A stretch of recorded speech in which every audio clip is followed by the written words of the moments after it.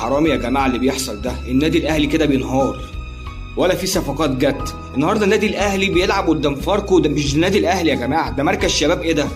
مركز شباب ايه اللي بيلعب قدام فاركو؟ ده مش النادي الاهلي خالص. ده النادي الاهلي بطل افريقيا. ده ولا في خطه ولا في روح. تحس ان اللعيبه اساسا مش عايزه تلعب، او اللعيبه بتلعب يعني استعراض. ابص على حسين الشحات، انت بتعمل ايه يا حسين؟ اكرم توفيق بدل ما مش لاقي حد يرقصه لقيته بيرقص الحكم. ايه ده يا جماعه؟ اللعيبه كل واحد عايز ياخد الكرة، عايز يجيب بيها جون. يا عم باصي ادي لزميلك.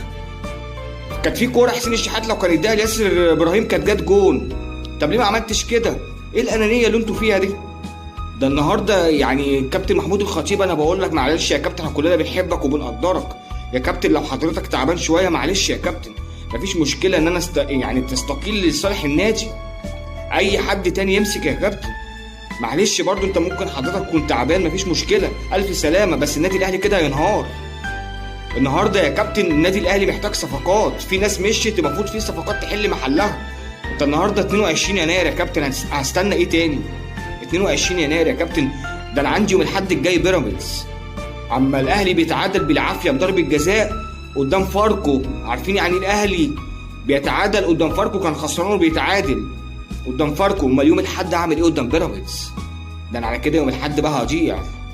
ده انا على كده اقول يا رب بس اطلع تعادل قدام البيراميدز. ما ينفعش يا جماعه، ما ينفعش. لو بتحبوا النادي الاهلي لا استقيلوا، اي مجلس اداره يجي تاني. انما اللي احنا فيه كده النادي الاهلي بينهار. جماهير النادي الاهلي كلها مستاءه.